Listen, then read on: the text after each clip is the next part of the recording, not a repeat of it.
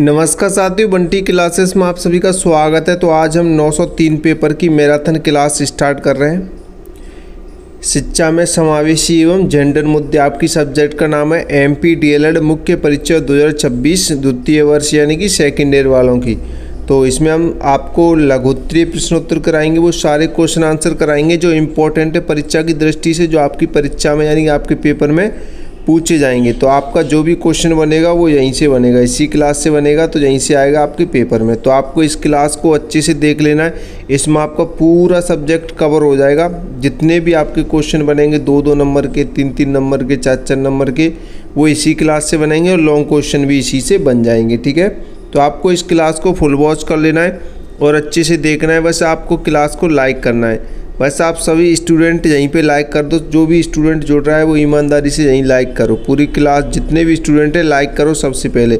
हमें बस चाहिए तो आपका लाइक, क्योंकि आपका लाइक मिलेगा तो वीडियो की इंक्रीज आगे जाएगी और बच्चों तक ये क्लास पहुंचेगी। एग्जाम टाइम है तो हम चाहते हैं कि हर बच्चा ये क्लास देखे, क्योंकि इम्पोर्टेंट करा रहे हैं हम। तो कोई भी बच्चा ये है कि वो रह नहीं पाए, बच्चा क्लास देख लेगा तो वो पेपर अच्छा दे पाएगा। तो इसलिए हम आप सभी से रिक्वेस्ट है, सेकेंडरी लास्ट साल है तो कोई भी बच्चा ऐसा नहीं हो कि क्लास को लाइक ना करे। क्लास को लाइक करो, बस आपका एक लाइक और बच्चे का भला करेगा। तो आप नहीं चाहते कि आप किसी और का भला करें, तो आपको किसी और का भला करना है तो इस वीडियो को लाइक करो और एक प्यारी सी अच्छी सी कमेंट भी कर देना। ठीक है, और जो भी नए बच्चे जुड़ रहे हैं वो चैनल को सब्सक्राइब करेंगे ईमानदारी से। और यहाँ पे एक इन्फॉर्मेशन जानकारी और देता हूँ मैं आपको, जो भी बच्चा जो डीएलएड कर रहा है एमपी से, उसकी तैयारी अच्छी नहीं है, उसे डर लग रहा है कैसे क्या करना है, एग्जाम में सही से नहीं जा पा रहा है, एग्जाम में सही से लिख नहीं पा रहा है, तो वो बंटी क्लासेस के नोट्स परचेस कर सकता है। नोट्स आप ले सकते हैं 72 40 28 72 81। इस नंबर पर व्हाट्सएप मैसेज करें। थोड़े से पैसे लगेंगे आपके, उन थोड़े से पैसों को देकर आप नोट्स परचेस कर सकते हैं। नोट्स में इम्पोर्टेंट क्वेश्चन आंसर। अब तक आपको पता ही है जितने भी जो पेपर हुए हैं आपके डीएलएड के, सारे हमारे नोट से ही बन रहे हैं, नोट से ही आ रहे हैं क्वेश्चन। ज़्यादातर 95% नोट से ही क्वेश्चन मैच कर रहा है पेपर में। तो आप नोट्स परचेस कर लें, जो भी बच्चा करना चाहता है। ठीक है, नोट्स परचेस करें और क्लास को लाइक करें, चैनल को सब्सक्राइब करें। तो चलिए इम्पोर्टेंट क्वेश्चन आंसर 903 पेपर के देखेंगे। तो सबसे पहला क्वेश्चन आपका कि जेंडर की कोई एक परिभाषा लिखिए। जेंडर की आपको एक परिभाषा लिखनी है, सबसे पहला क्वेश्चन। ठीक है, तो जेंडर की यहाँ पे परिभाषा देखेंगे। पहले जेंडर यानी कि लिंग होता है। ठीक है, जेंडर यानी कि लिंग, यानी कि जेंडर एक सामाजिक और सांस्कृतिक अवधारणा है। जेंडर क्या है? एक सामाजिक और सांस्कृतिक धारणा है जो यह बताती है कि समाज पुरुषों और महिलाओं से किस प्रकार के व्यवहार, भूमिकाओं और जिम्मेदारियों की अपेक्षा रखता है। सरल शब्दों में समझें तो जेंडर वह सामाजिक पहचान है जो जन्म से नहीं बल्कि समाज द्वारा बनाई जाती है। ठीक है, अब एग्जाम्पल सहित समझें इसे और अच्छे से।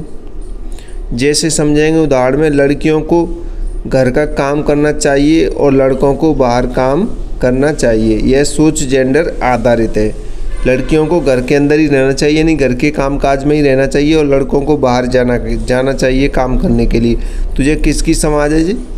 ये जेंडर की। ठीक है, ये जेंडर की आधारित समाज है, यानी समाज द्वारा कई बातें जी। नेक्स्ट क्वेश्चन की तरफ बढ़ते हैं। इम्पोर्टेंट करा रहे हैं जो एग्जाम में पूछे जाते हैं। बेटी बचाओ बेटी पढ़ाओ से क्या तात्पर्य है? बेटी बचाओ बेटी पढ़ाओ से क्या तात्पर्य है, आपको इसके बारे में लिखना है। या 2 या 3 नंबर के क्वेश्चन में आपसे जरूर पूछेगा। तो बेटी बचाओ बेटी पढ़ाओ भारत सरकार द्वारा 2015 में शुरू की गई एक योजना है।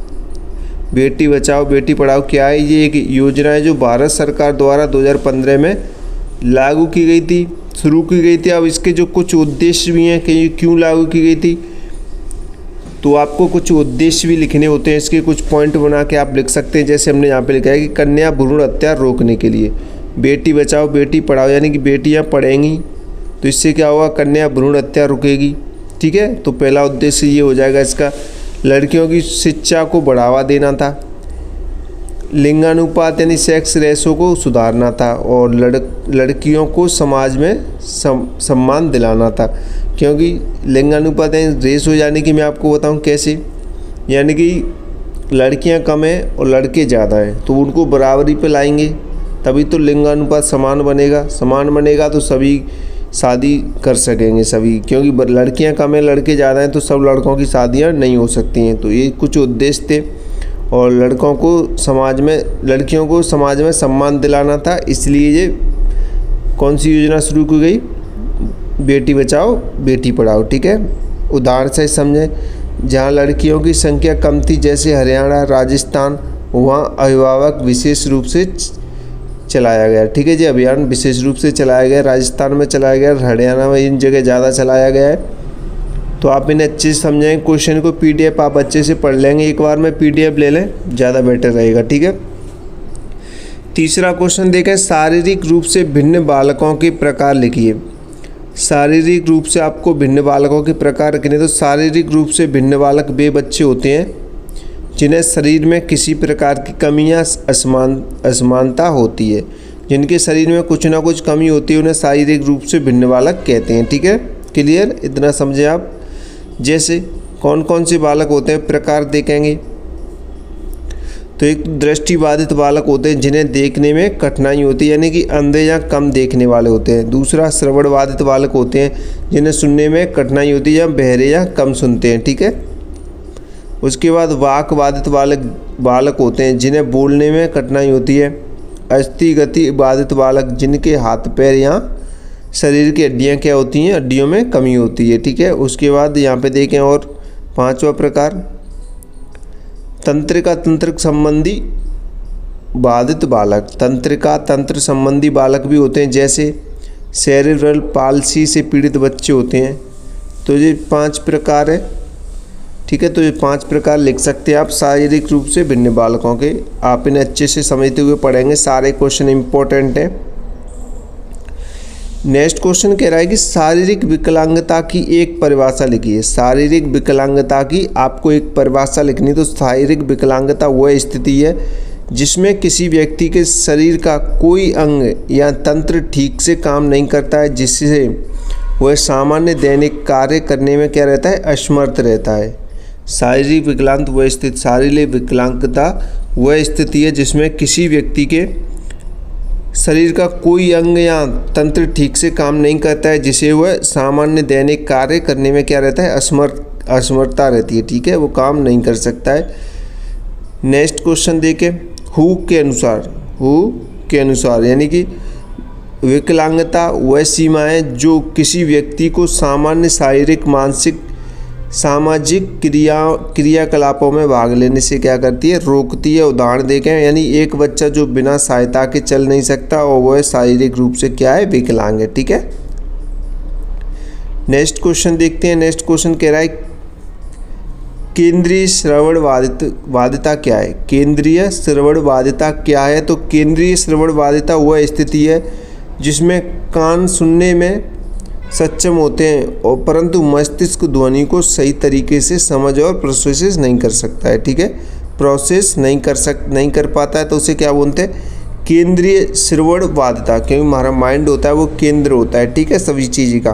तो मस्तिष्क क्या है, एक केंद्र है। तो केंद्र यानी कि श्रवण बाधिता ही बात कर रहा है। तो केंद्रीय श्रवण बाधिता वह स्थिति जिसमें कान तो सुनने में सक्षम है, आप सुन सकते हैं, लेकिन आपका जो मस्तिष्क है वो ध्वनि को सही तरीके से क्या कर रहा है, समझ नहीं पा रहा है, प्रोसेस नहीं कर पा रहा है। ठीक है, प्रोसेसिंग नहीं कर पा रहा है, तो ये क्या हो जाएगा, केंद्रीय श्रवण बाधिता हो जाएगी। ठीक है, केंद्रीय श्रवण बाधिता। अब इसको और सरल भाषा में आप यहाँ पे समझ सकते हैं। सरल भाषा में यानी कि आवाज़ कान तक पहुँचती है लेकिन दिमाग उसे समझ नहीं पाता है कि आप क्या कह रहे हैं। मुख्य विशेषताएं इसकी देखें हैं, कान की सुनने की क्षमता सामान्य होती है, इसमें मस्तिष्क के श्रवण केंद्र में समस्या होती है। बच्चा सुनता है लेकिन बोले गए शब्दों का अर्थ नहीं समझ पाता है। उदाहरण देखें, शिक्षक कुछ बोलता है, बच्चे के कान सुनते हैं पर वह समझ नहीं पाता है कि क्या कहा गया है मुझसे। ठीक है, तो आप ये लिख सकते हैं, इसे समझ सकते हैं। देखो, नोट से एक ही फ़ायदा मैं आपको बताऊं, नोट से फ़ायदा ये है आपका रिवीजन होगा, क्लास से आराम से क्लास आप देख सकते हैं। नोट्स क्या है आप खुद पढ़ सकते हैं स्वयं, जितनी मर्जी आपको टाइम लगे, जैसे आप पढ़ना चाहें वैसे पढ़ सकते हैं। तो इससे नोट से फ़ायदा हो जाता है और तैयारी भी आपकी बेहतर हो जाती है। तो आप नोट्स परचेस कर सकते हैं, बस थोड़े से पैसे आप खर्च कीजिए और अपनी पढ़ाई को बेहतर बनाइए। ठीक है, आपको नंबर दिखाई दे रही है कि MP DLED all subject notes लेने के लिए व्हाट्सअप करें। आपको व्हाट्सअप करना है 72 40 28 72 81 ये हमारा व्हाट्सअप नंबर है, ठीक है। नेक्स्ट क्वेश्चन देखते हैं। नेक्स्ट क्वेश्चन कह रहा है कि नारीत्व से आप क्या समझते हैं।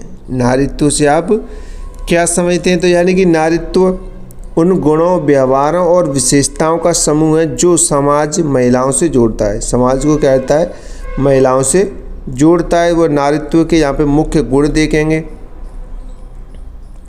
तो कोमलता और ममता रहती है नारी के अंदर, धैर्य और सहनशीलता होती है, देखभाल करने की भावना होती है, भावनात्मक संवेदनाशील होती है, ठीक है। ये नारीत्व के गुण हैं, एक नारी के अंदर बताए गए गुण हैं, ठीक है। और नारीत्व दो प्रकार का होता है। दो प्रकार का कौन कौन सा होता है यहाँ पे देखेंगे। एक तो जैविक नारीत्व रहता है, यानी कि शारीरिक विशेषताओं जो प्राकृतिक होती हैं, ठीक है, एक जैविक नारीत्व हो जाएगा। दूसरा आपका सामाजिक नारीत्व, यानी समाज द्वारा थोपी गई विशेषताएं, ठीक है। उदाहरण से देखें यहाँ पे लड़कियां रोती हैं, लड़के नहीं, यह सामाजिक नारीत्व का उदाहरण है। क्लियर, आप ऐसे ऐसे समझ सकते हैं उदाहरण सहित। नेक्स्ट क्वेश्चन देखें। सारे क्वेश्चन आपको समझ में आ रहे होंगे, उम्मीद है। बहुत ही सरल और आसान भाषा में लिखे गए हैं।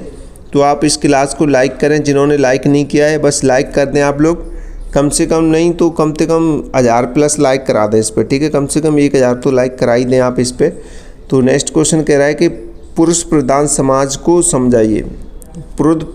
जो पुरुष प्रधान समाज है वो क्या है, उसको आपको समझाना है। तो पुरुष प्रधान समाज वह समाज है जो जिसमें पुरुष प्रधान समाज वह समाज है जिसमें पुरुषों को महिलाओं से अधिक शक्ति, अधिकार और सम्मान प्राप्त होते हैं। पुरुष प्रधान की बात हो रही तो आप समझ सकते हैं कि महिलाओं से अधिक इसमें पुरुष पर बल दिया गया है, ठीक है। पुरुष की शक्तियों को दिखाया गया है ज़्यादातर, यानी कि पुरुष प्रधान समाज वह समाज है जिसमें पुरुषों को महिलाओं से अधिक शक्तियाँ, अधिकार और सम्मान प्राप्त होते हैं। वो क्या होता है, पुरुष प्रधान समाज होता है, ठीक है। अब इसकी मुख्य विशेषताएं यहाँ पे देखेंगे, कौन कौन सी विशेषताएं पुरुष प्रधान समाज की। तो यहाँ में मुख्य विशेषताएं ये है कि परिवार में पुरुष का निर्णय सर्वोपरि रहता है। एक बार पुरुष ने कह दिया परिवार में वो ही होगा, ठीक है। उसके बाद संपत्ति और विरासत पुरुष को मिलती है, पुरुष चाहता है वैसे यूज करता है उसे। महिलाओं की स्वतंत्रता सीमित रहती है, जब तक पुरुष नहीं कहेगा तब तक महिलाएं कुछ कर नहीं सकती हैं। राजनीति, व्यापार में पुरुषों का वर्चस्व होता है। और उदाहरण सहित आप यहाँ पे देखेंगे कि घर में बेटे को पढ़ाना या बेटी की जल्दी शादी करना, यह पुरुष प्रधान सोच का उदाहरण है, ठीक है। जो पुरुष प्रधान सोच रहती है वो क्या कहती है कि घर में बेटे को तो पढ़ाना है और बेटी की जल्दी शादी करनी है। तो ये किसकी सोच है, ये पुरुष प्रधान समाज की सोच है, ठीक है। नेक्स्ट क्वेश्चन देखते हैं। नेक्स्ट क्वेश्चन कह रहा है कि विशिष्ट बालकों की कोई विशेषता लिखिए। तो विशिष्ट बालकों की आपको विशेषता लिखनी। तो विशिष्ट बालक वे बच्चे होते हैं जो सामान्य बच्चों से किसी ना किसी रूप में अलग होते हैं, चाहे वे अधिक प्रभावशाली हों या किसी बाधा से ग्रस्त हों, ठीक है। समझ में आ गया। विशिष्ट बालक कौन से होते हैं, जो सामान्य बच्चों से अलग होते हैं थोड़े, चाहे वो तो प्रभावशाली हों सामान्य बच्चों से, चाहे वो किसी बाधा से ग्रस्त हों, ठीक है। अलग होते हैं सामान्य बच्चों से, वो सारे विशिष्ट बालक होते हैं। अब इनकी विशेषता यहाँ पे देखेंगे। विशेषताएं यानी कि विशेषताएं कौन कौन सी होती हैं विशिष्ट बालकों में, यहाँ पे विशेषताएं और ये विवरण दिया गया। यानी बौद्धिक होते हैं काफ़ी बच्चे, तो बौद्धिक यानी बहुत तेज या बहुत कम बुद्धि वाले होते हैं। शारीरिक यानी कि शारीरिक अक्षमता या असाधारण क्षमता वाले होते हैं। सामाजिक यानी समाज में घुलने मिलने में कठिनाई रहती है। भावनात्मक यानी कि भावनाओं पर नियंत्रण कम या अधिक होता है, ठीक है। ये विशिष्ट बालकों की विशेषताएं। संवेदी यानी देखने सुनने में असमानता, यानी देख नहीं सुन सकते हैं वो विशिष्ट बालक होते हैं, यानी देख नहीं सकते हैं ना सुन सकते हैं, ऐसे बच्चे विशिष्ट बालक होते हैं। और भावनात्मक यानी कि भावनाओं पर नियंत्रण कम रहता है बच्चों का, या तो ज़्यादा रहेगा या कम रहेगा, ठीक है। समाज में या तो घुलने मिलने में कठिनाई रहती है, वो दूसरों बच्चों की तरह समाज में नहीं रह सकते, ना किसी से बातचीत कर सकते हैं सामान्य बच्चे, ठीक है, क्योंकि उनमें कुछ ना कुछ बेकार रहता है, कठिनाई रहती है। शारीरिक यानी कि शरीर अक्षमता, यानी उनका शरीर स्वस्थ नहीं रहता है, ठीक नहीं रहता है, ठीक है। शरीर कैसा है उनका, अक्षमता है, और साधारण क्षमता रहती है। और बौद्धिक से यानी कि या तो तेज बच्चे होंगे विशिष्ट बालक होते हैं, या तो तेज बुद्धि वाले होते हैं या कम बुद्धि वाले होते हैं, ठीक है। क्लियर। उदाहरण से यहाँ पे और समझाएंगे आप। एक बच्चा जो गणित में बहुत तेज है लेकिन बोलने में कठिनाई है, वो क्या है, विशिष्ट बालक है, ठीक है। ये सामान्य बालक नहीं, सामान्य बच्चे वो होते हैं जो सभी में निपुण रहते हैं, सभी चीज़ों में। नेक्स्ट क्वेश्चन की तरफ बढ़ते हैं। नेक्स्ट क्वेश्चन क्या कह रहा है, तो नेक्स्ट क्वेश्चन कह रहा है समावेशी पाठ्यक्रम के कोई 2 सिद्धांतों का वर्णन कीजिए। समावेशी पाठ्यक्रम के कोई 2 सिद्धांतों का आपको वर्णन करना है। तो समावेशी पाठ्यक्रम वह पाठ्यक्रम है जो सभी बच्चों को, चाहे वे विकलांग हों, सामान्य हो या प्रतिभाशाली हों, एक साथ शिक्षा देने की व्यवस्था करता है। ठीक है, तो ये क्या है, समावेशी पाठ्यक्रम के पाठ्यक्रम है। ठीक है, चाहे समावेशी पाठ्यक्रम वह पाठ्यक्रम है जो सभी बच्चों को, चाहे बच्चे कैसे भी हों, किसी भी प्रकार के हों, विकलांग हो, सामान्य हो, विशिष्ट हों, प्रतिभाशाली हों, कैसे भी हों, ठीक हो, एक साथ शिक्षा देने की व्यवस्था करता है। उसे क्या बोलते हैं, समावेशी पाठ्यक्रम कहते हैं। ठीक है, अब इसके 2 मुख्य सिद्धांत यहाँ पे देखेंगे। 2 सिद्धांत यानी पहला है समानता का सिद्धांत। ठीक है, समानता का सिद्धांत यानी कि सभी बच्चों को समान शैक्षिक अवसर मिलने चाहिए। किसी भी बच्चे के साथ जाति, धर्म, लिंग या विकलांगता के आधार पर भेदभाव नहीं होना चाहिए। ठीक है, समानता में आप ये लिख सकते हैं, पहला सिद्धांत हो जाएगा समानता का सिद्धांत यानी कि सभी को समान चीज़ें उपलब्ध होनी चाहिए। ठीक है, दूसरा आप यहाँ पे एग्जाम्पल आप समझेंगे कि विकलांग बच्चे को भी सामान्य स्कूल में पढ़ने का अधिकार मिले सामान्य बच्चों के साथ। ठीक है, दूसरा देखें लचीलेपन का सिद्धांत यानी कि पाठ्यक्रम इतना लचीला होना चाहिए कि हर बच्चे की ज़रूरत के अनुसार उसे बदला जा सके। जैसे दृष्टिबाधित बच्चे के लिए ब्रेल लिपि में पाठ्य सामग्री को देना। ठीक है, इतना लचीला होना चाहिए कि जैसे कोई सामान्य बच्चा है तो सामान्य बच्चे के साथ बदला चाहिए इस पाठ्यक्रम को उसी हिसाब से, और जो विशिष्ट बालक हैं उन्हीं के हिसाब से। जैसे कोई बच्चा है कि वो देख नहीं सकता, अंधा है, तो उसके लिए ब्रेल लिपि के हिसाब से पाठ्य सामग्री देनी चाहिए, क्योंकि ब्रेल लिपि में ही पढ़ते हैं बच्चे, ब्रेल लिपि की सहायता से जो दृष्टिबाधित बच्चे होते हैं। ठीक है, नेक्स्ट क्वेश्चन देखें। नेक्स्ट क्वेश्चन कह रहा है कि विभिन्न श्रमिकों के बालकों की समस्याएं बताइए। विभिन्न श्रमिकों के बालकों की आपको समस्याएं बतानी है। श्रमिक वर्ग के बच्चों को अनेक समस्याओं का सामना करना पड़ता है। जो श्रमिक वर्ग के बच्चे होते हैं उन्हें कई सारी समस्याओं का सामना करना पड़ता है। तो हम यहाँ पे बात कर रहे हैं कि विभिन्न श्रमिकों के बालकों की समस्याएं बतानी है। ठीक है, तो मुख्य यहाँ पे समस्याएं देखेंगे। तो पहली समस्या शिक्षा का अभाव रहता है, यानी कि माता पिता के साथ काम पर जाना पड़ता है, स्कूल नहीं जा पाते हैं बच्चे। दूसरा गरीबी यानी कि पर्याप्त भोजन, कपड़े और आवास नहीं मिलता है इसलिए। और बाल मजदूरी यानी छोटी उम्र में काम करने पर मजबूत होते हैं। चौथा स्वास्थ्य समस्या यानी कि पौष्टिक भोजन ना मिलने से क्या रहते हैं, बीमार रहते हैं। और 5वां मानसिक तनाव यानी बचपन में जिम्मेदारियां उठानी पड़ती हैं, इसलिए बच्चों में क्या आ जाता है, मानसिक तनाव आ जाता है। ठीक है, चलिए नेक्स्ट क्वेश्चन देखते हैं। अभी यहाँ पे और पॉइंट है, छठा पॉइंट देख सकते हैं, सामाजिक भेदभाव यानी कि समाज में उचित सम्मान नहीं मिलता है इनको। उदाहरण देखें, जैसे ईंट भट्टे पर काम करने वाले मजदूरों के बच्चे स्कूल नहीं जा पाते हैं और छोटी उम्र से ही क्या करते हैं, काम करने लगते हैं। ठीक है, नेक्स्ट क्वेश्चन देखें। नेक्स्ट क्वेश्चन कह रहा है कि वाणी दोष के कारण लिखिए।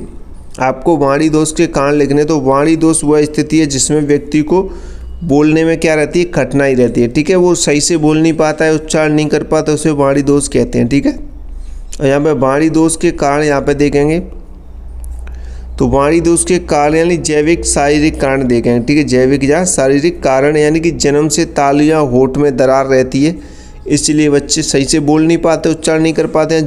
जीव का छोटा या मोटा होना, इस वजह से भी नहीं बच्चे बोल पाते। श्रवण बाधित यानी सुन नहीं सकते तो बोल नहीं सकते। ठीक है, कुछ बच्चे ऐसे होते हैं जो सुन नहीं सकते हैं तो वो बोल भी नहीं सकते हैं। दूसरा, और नेक्स्ट देखें, मस्तिष्क की चोट या बीमारी। आपके मस्तिष्क में या कोई चोट लग जाए या कुछ बीमारी वगैरह हो जाए तो उस वजह से भी बोलने में दिक्कतें रहती हैं। तो ये वाणी दोष के कारण आप लिख सकते हैं, शारीरिक कारण है ये। ठीक है, उसके बाद मनोवैज्ञानिक कारण आप देख सकते हैं। मनोवैज्ञानिक कारण यानी कि अधिक भय या तनाव रहता है, इस वजह से बच्चे नहीं बोल पाते हैं। आत्मविश्वास की कमी के कारण भी और घबराहट के कारण, ये मनोवैज्ञानिक कारण हो जाएंगे आपके वाणी दोष के। उसके बाद पर्यावरणीय कारण आप देख सकते हैं, यानी बचपन में उचित भाषा का अभाव रहता है, 2 भाषाओं के बीच भ्रम रहता है बच्चों को। जैसे उदाहरण देखेंगे, जो बच्चा जन्म से बहरा होता है वह बोलना भी नहीं सीख पाता है। ठीक है, जो शुरू से ही बहरे बच्चे हैं वो बोलना कहाँ से सीखेंगे, क्योंकि उन्होंने कभी सुना ही नहीं। नेक्स्ट क्वेश्चन देखते हैं भाई। क्लास को लाइक करो, एक प्यारी सी कमेंट करो। आप लोग बस लाइक कर दो, आपकी क्लासेस इंपॉर्टेंट कराएंगे ऑल पेपर्स की, ठीक है। और नोट्स आप परचेस कर लेना, अगर 90 प्लस स्कोर करना हो, कम समय में अच्छी तैयारी करनी हो तो बस आप क्लास को लाइक करो, पूरा सिलेबस कंप्लीट करा देंगे। जब तक आपके पेपर चल रहे हैं आपको ऐसे इंपॉर्टेंट क्वेश्चन आंसर कराते रहेंगे, ठीक है। तो नेक्स्ट क्वेश्चन कह रहा है कि मंद बुद्धिता के कारण बताइए। मंद बुद्धिता के कारण आपको बताएं तो मंद बुद्धिता वह स्थिति है जिसमें बच्चे की बौद्धिक क्षमता सामान्य से कम होती है। कैसी होती है? सामान्य से कम होती है, ठीक है। तो मंद बुद्धिता के यहाँ पे कारण देखेंगे तो मंद बुद्धिता क्यों होती है? जन्म से पहले के कारण यहाँ पे दिए गए, यानी कि गर्भावस्था में माँ को संक्रमण हो जाता है, तो इस वजह से बच्चों पर इफेक्ट पड़ता है।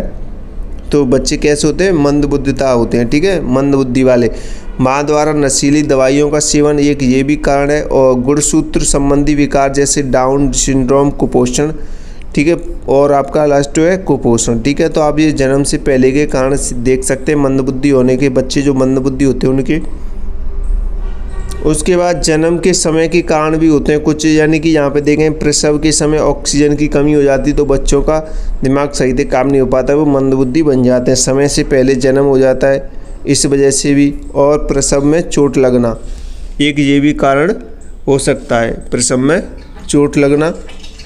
उसके बाद यहाँ पे देखेंगे जन्म के बाद के कारण, यानी कि यहाँ पे मैं आपको बता दूँ जन्म के बाद के कारण भी हो सकते हैं मंदबुद्धिता के, यानी कि तेज बुखार या दिमाग का बुखार हो जाता है, इस वजह से भी मंदबुद्धि बालक हो जाते हैं। यानी सिर में चोट लगना और कुपोषण और विटामिन की कमी भी रहती है, ठीक है। उदाहरण देखेंगे, यदि माँ गर्भावस्था में शराब पीती है तो बच्चे में मंदबुद्धिता हो सकती है। तो आप ये कारण आप देख सकते हैं जन्म के बाद के, जन्म के समय की और जन्म से पहले के, ठीक है, मंदबुद्धिता के। तो आप ये कारण भी लिख सकते हैं। इम्पोर्टेंट क्वेश्चन है सारे, आपको अच्छे समझते हुए इनको याद करना है। नेक्स्ट क्वेश्चन देखते हैं। नेक्स्ट क्वेश्चन कह रहा है लिंग असमानता के उदारतावादी सिद्धांत को समझाइए। लिंग असमानता के उदारतावादी सिद्धांत को आपको समझाना। तो लिंग असमानता का उदारतावादी जो सिद्धांत है यह मानता है कि पुरुष और महिला दोनों जन्म से समान हैं, लेकिन सामाजिक व्यवस्था और कानून भेदभाव के कारण महिलाएं पिछड़ जाती हैं। लिंग असमानता के उदारवादी सिद्धांत का क्या मतलब है? जो उदारवादी सिद्धांत है असमानता का, वो कहता है कि पुरुष और महिलाएं जन्म से कैसे रहते हैं? समान रहते हैं, लेकिन जो समाज है और जो व्यवस्था सामाजिक व्यवस्था है और कानून का भेदभाव कारण के कारण क्या होता है कि महिलाएं क्या रह जाती हैं? पीछे रह जाती हैं, पिछड़ जाती हैं। और इसकी जो मुख्य मान्यताएं यहाँ पे देखेंगे, मुख्य मान्यता यानी कि महिलाएं पुरुषों से कम नहीं हैं। समाज और कानून ने महिलाओं को अवसरों से क्या किया है? वंचित रखा है, ठीक है। शिक्षा और कानून सुधार में असमानता दूर की जा सकती है। और यहाँ पे देखें महिलाओं को समान अधिकार और अवसर मिलने चाहिए, ठीक है। समाधान की बात करें तो आप यहाँ पे समाधान देख सकते हैं। समाधान यानी कि शिक्षा में समानता और रोजगार में समान अवसर मिले और कानून और अधिकार की रक्षा रहे। यानी कि उदाहरण देके महिलाओं को वोट देने का अधिकार दिलाना, समान वेतन कानून बनाना, ये उत्तरदायी उदारतावादी सिद्धांत का उदाहरण है, ठीक है। समान अवसर मिलने चाहिए चाहे पुरुष हो चाहे महिला हो। नेक्स्ट क्वेश्चन देखते हैं। नेक्स्ट क्वेश्चन कह रहा है कि लिंग उत्पीड़न के नारीवाद सिद्धांत को समझाइए। सारे के सारे इंपॉर्टेंट हैं जो अभी तक पूछे गए इंपॉर्टेंट क्वेश्चन आंसर आपको करा रहे हैं कि लिंग उत्पीड़न के नारीवाद सिद्धांत को समझाइए। तो यहाँ पे लिंग उत्पीड़न के नारीवाद सिद्धांत को समझेंगे और इसकी मुख्य मान्यताएं भी देखेंगे, ठीक है। तो लिंग उत्पीड़न का उम्र नारीवाद सिद्धांत ये मानता है कि महिलाओं का शोषण केवल कानून या शिक्षा की समस्या नहीं है, बल्कि पितृसत्तात्मक व्यवस्था की जड़ों में है, ठीक है। पितृसत्तात्मक व्यवस्था की जड़ों में है। इसकी जो मुख्य विशेषताएं या मुख्य मान्यताएं वो यहाँ पे देखेंगे। पुरुष सत्ता यानी कि महिलाओं के उत्पीड़न का मुख्य कारण है। पुरुष सत्ता यानी पुरुष को सबसे ज़्यादा अधिकार रहता है पुरुष सत्ता को, तो इसलिए महिलाएं क्या रहती हैं? उत्पीड़न रहती हैं, परेशान रहती हैं, ठीक है। क्योंकि पुरुष चाहता है वैसा ही होगा तो महिलाओं को बराबरी का मौका नहीं मिल पाएगा, ठीक है। दूसरा देखें महिलाओं का शोषण हर क्षेत्र में होता है, घर, काम, समाज। महिलाओं का शोषण सबसे ज़्यादा होता है। यौन उत्पीड़न एक शक्ति प्रदर्शन है, ना केवल यौन इच्छा है। ठीक है, यौन उत्पीड़न एक शक्ति प्रदर्शन है, ना कि केवल यौन इच्छा है। पुरुष क्या करते हैं, जब चाहे कुछ भी कर सकते हैं महिलाओं के साथ। और देखें, पूरी सामाजिक व्यवस्था को बदले बिना महिलाओं की मुक्ति संभव नहीं है। पूरी जो सामाजिक व्यवस्था है, इसे जब तक नहीं बदलेगी तब तक महिलाओं की मुक्ति नहीं है। ठीक है, मुक्ति नहीं मिल पाएगी महिलाओं को इस चीज़ों से। समाधान की बात करें, समाधान यानी कि उग्र नारीवाद के अनुसार देखेंगे। जो समाधान है वो किसके अनुसार है, उग्र नारीवाद के अनुसार। तो पितृसत्तात्मक व्यवस्था को पूरी तरह समाप्त करना होगा।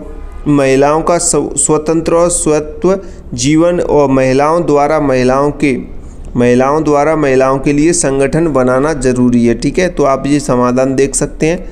उसके बाद उदाहरण से सही समझ सकते हैं, यानी कि कार्यस्थल पर महिलाओं के साथ यौन उत्पीड़न केवल एक व्यक्ति की गलती नहीं है, बल्कि उस पुरुष प्रधान व्यवस्था का परिणाम है जो पुरुषों को शक्तिशाली मानती है। ठीक है, तो ये उदाहरण से आप समझ सकते हैं। सारे क्वेश्चंस को आप अच्छे से समझें।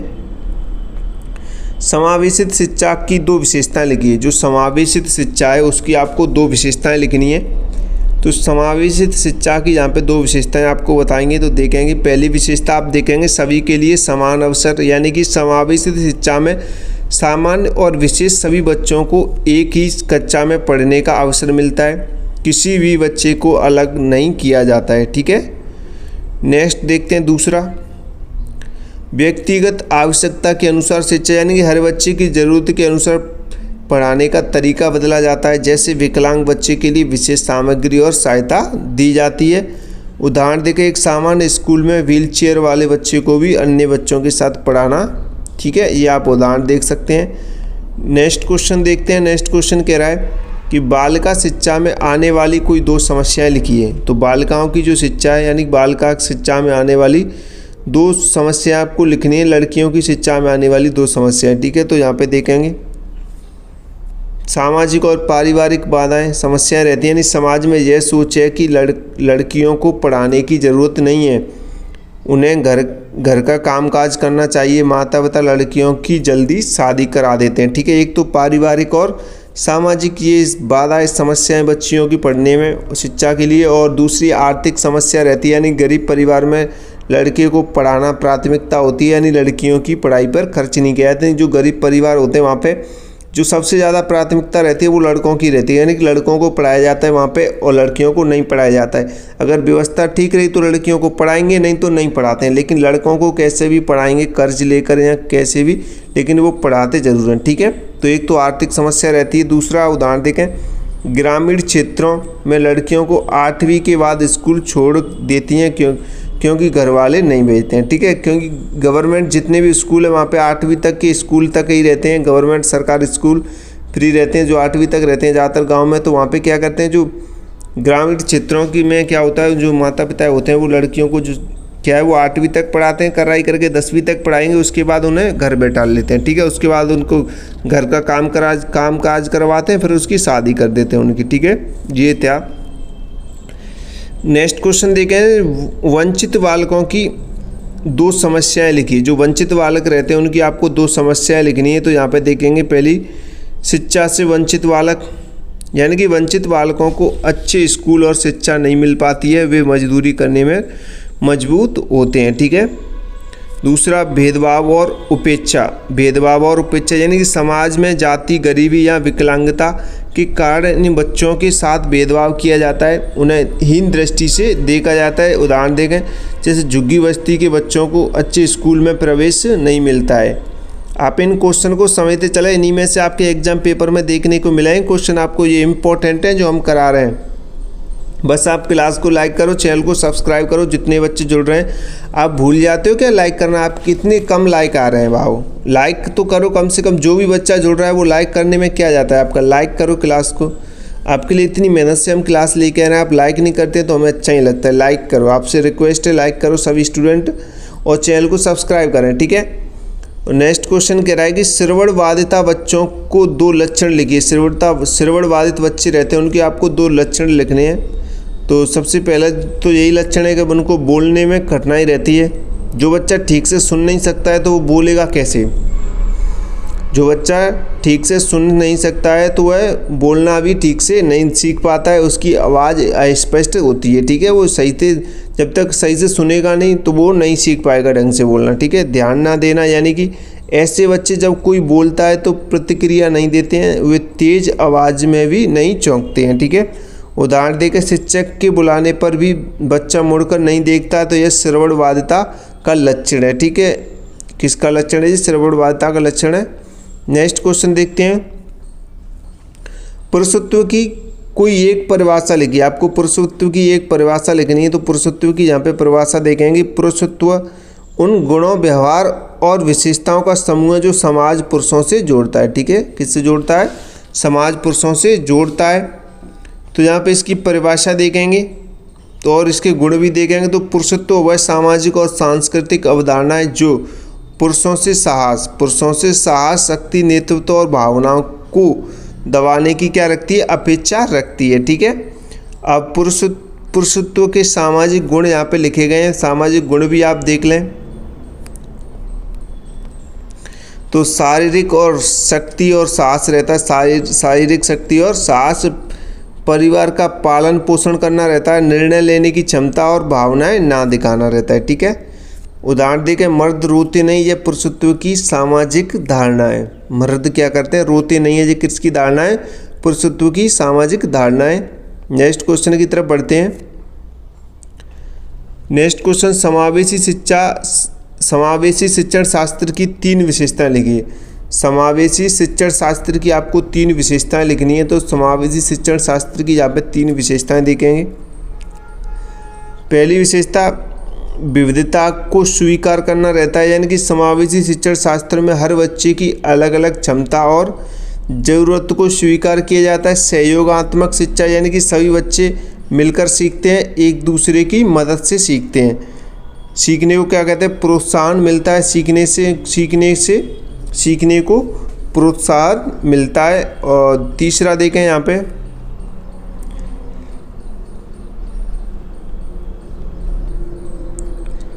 लचीली शिक्षण विधि, यानी कि शिक्षक अलग अलग तरीके से पढ़ाते हैं, चित्र, खेल, कहानी आदि थे, ताकि हर बच्चा समझ सके। उदाहरण देखें, दृष्टिबाधित बच्चे के लिए ऑडियो सामग्री और सामान्य बच्चे के लिए किताब, दोनों एक साथ, ठीक है। नोट्स, जो बच्चा नोट्स परचेस करना चाहता है वो नोट्स परचेस कर सकता है, और अच्छे से पढ़ने के लिए, सेल्फ स्टडी के लिए, ठीक है, अच्छे से पढ़ सकता है वो ढंग से अपने फ़ोन में। कभी भी 2-3 बार पढ़ लेगा तो उसका काम हो जाएगा, ठीक है। तो आप नोट्स भी परचेस कर सकते हैं, थोड़े से पैसे भी खर्च करो, अच्छी तैयारी करो, ठीक है। ये लास्ट साल आपका, तो अच्छी परसेंटेज बननी चाहिए। सारे क्वेश्चन करने, एक भी क्वेश्चन नहीं छोड़ना है। अगर किसी का आंसर भी ना आए तो आपको रिलेटेड लिखना है उस प्रश्न से, ठीक है, लेकिन लिखना ज़रूर है, छोड़ना नहीं है। तो नेक्स्ट क्वेश्चन कह रहा है कि प्रतिभाशाली बालकों की 3 विशेषताएं लिखी। जो बच्चे प्रतिभाशाली होते हैं, यानी तेज होते हैं, उनकी आपको विशेषताएं लिखनी है। तो तेज बच्चों की आप विशेषताएं लिख सकते हैं। कैसे लिखेंगे आप देखेंगे। तीव्र बुद्धि रहती है, इनकी जो तेज बालक रहते हैं प्रतिभाशाली, उनकी बुद्धि कैसी रहती है? तीव्र रहती है। यानी प्रतिभाशाली बच्चों की IQ सामान्य से अधिक रहती है, यानी 130 प्लस होती है उनकी IQ। उसके बाद वे जल्दी सीखते हैं, जटिल प्रश्नों को आसानी से भी हल करते हैं, ठीक है। दूसरा देखें, जिज्ञासा और रचनात्मकता, यानी कि ये बच्चे हर चीज़ के बारे में जानना चाहते हैं, नई चीज़ें बनाने और सोचने में रुचि रखते हैं। तीसरा देखें, नेतृत्व क्षमता, यानी ये बच्चे समूह में आगे रहते हैं और दूसरों को निर्देश देने और संगठित करने में क्या रहते हैं? सक्षम होते हैं, ठीक है। उदाहरण देखें, यानी कक्षा में सबसे पहले प्रश्न का उत्तर देना, नई योजनाएं बनाना, ठीक है। अगर टीचर ने क्लास में कोई प्रश्न पूछा तो सबसे पहले उत्तर कौन देता है? जो प्रतिभाशाली बालक रहते हैं, ठीक है। कोई क्वेश्चन करा दिया गणित का तो सबसे पहले वही सॉल्व कर पाते हैं जो प्रतिभाशाली बालक रहते हैं, क्योंकि उनकी बुद्धि कैसी होती है? तेज रहता है, उनका IQ लेवल 130 से ऊपर रहता है। नेक्स्ट क्वेश्चन देखते हैं। आप इन क्वेश्चन को और बना के थोड़े से अपनी तरफ से पॉइंट जोड़ के लिखेंगे तो ज़्यादा बेटर रहेगा, ठीक है। आपको पूरा नंबर मिलेगा। अच्छा, नो टेंशन रहिए, पूरा पेपर यहीं से आएगा, बस आप नोट्स पढ़ लो और क्लासेस देख लो, ठीक है। नेक्स्ट क्वेश्चन, विशिष्ट बालकों के 3 प्रकार लिखिए। विशिष्ट बालकों के 3 प्रकार आपको लिखने हैं। तो 3 प्रकार देखेंगे। बौद्धिक रूप से विशिष्ट बालक यानी कि अति प्रतिभाशाली यानी गिफ्टेड यानी कि IQ इनका बहुत अधिक रहता है। मंद बुद्धि यानी कि IQ बहुत कम रहता है मंद बुद्धि का, ठीक है। और दूसरा आप देखेंगे यहाँ पे शारीरिक रूप से विशिष्ट बालक, ऊपर बौद्धिक रूप से विशिष्ट बालक थे, यहाँ पे शारीरिक रूप से जिनके शरीर में कोई कमी होती है, जैसे अंधे, बहरे, गूंगे, अपंग बच्चे रहते हैं, ठीक है। वो शारीरिक रूप से कैसे रहते हैं, विशिष्ट रहते हैं। उसके बाद भावनात्मक या व्यवहार संबंधी विशिष्ट बालक, जो बच्चे भावनात्मक रूप से अस्थिर हो या व्यवहार में असामान्य हो, जैसे ऑटिज्म से पीड़ित बच्चे, ठीक है, ऑटिज्म से पीड़ित बच्चे। नेक्स्ट क्वेश्चन देखें। नेक्स्ट क्वेश्चन कह रहा है कि समावेशी शिक्षा के उद्देश्य लिखिए। समावेशी शिक्षा के आपको उद्देश्य लिखने हैं, तो समावेशी शिक्षा के उद्देश्य यहाँ पे देखेंगे जो मुख्य उद्देश्य हैं। तो सबसे पहला उद्देश्य ये है सभी बच्चों को एक साथ शिक्षा यानी कि सामान्य और विशेष बच्चों को एक ही विद्यालय में पढ़ाना है। दूसरा भेदभाव समाप्त करना यानी कि जाति, धर्म, लिंग, विकलांगता के आधार पर भेदभाव नहीं होना चाहिए। तीसरा सामाजिक समरसता यानी कि सभी बच्चों में आपसी सहयोग और भाईचारे की क्या होनी चाहिए, भावना विकसित होनी चाहिए। आप चाहें तो ये यहाँ से भी इनको पॉइंट को आगे की तरफ जो भी बताए गए हैं वो लिख सकते हैं। ज़रूरी नहीं है कि आप ये 2 जी लिखें, आप ऐसे लिखते हैं सभी बच्चों को एक साथ शिक्षा, फिर उसके बाद ऐसे लिखें। अगर आपको नहीं आ रहा है तो आप पूरा अपनी वैसे लाइन टू लाइन लिख सकते हैं, ठीक है। अगर आपको ऐसे पॉइंट नहीं बनाना आ रहा है तो आप सीधा लाइन टू लाइन लिख दें, कोई दिक्कत नहीं है, नंबर मिल जाएगा आपको। चौथा देखें व्यक्तिगत विकास यानी कि हर बच्चे की छिपी हुई प्रतिभा को पहचाना और विकसित करना चाहिए, ठीक है। उसके बाद 5वां देखें विशेष बच्चों को मुख्य धारा से समावेश, मुख्य धारा में समावेश यानी विकलांग बच्चों को समाज की मुख्य धारा से जोड़ना होता है। जैसे उदाहरण देखें RT एक्ट 2009 के तहत 6 से 14 वर्ष के सभी बच्चों को मुफ्त और अनिवार्य शिक्षा का अधिकार है, ठीक है। नेक्स्ट क्वेश्चन देखें। नेक्स्ट क्वेश्चन कह रहा है दृष्टिबाधित बच्चों के प्रमुख लक्षण बताइए। जो दृष्टिबाधित बच्चे होते हैं उनके आपको प्रमुख लक्षण बताने। तो दृष्टिबाधित बच्चों के प्रमुख लक्षण देखेंगे। आंखें मलना या सिकोड़ना, जो दृष्टिबाधित बच्चे होते हैं पहला लक्षण क्या होता है, आंखें मलना या सिकोड़ना, देखने की कोशिश में बार बार आंखें मलते हैं, ठीक है। उसके बाद पास या दूर ना देख पाना, पास या दूर ना देख पाना यानी कि चीज़ें बहुत पास लाकर देखते हैं। सिर दर्द की शिकायत ही आंखों पर जोर पड़ने से सिर दर्द क्या होता है, ठीक है, सिर दर्द होता है।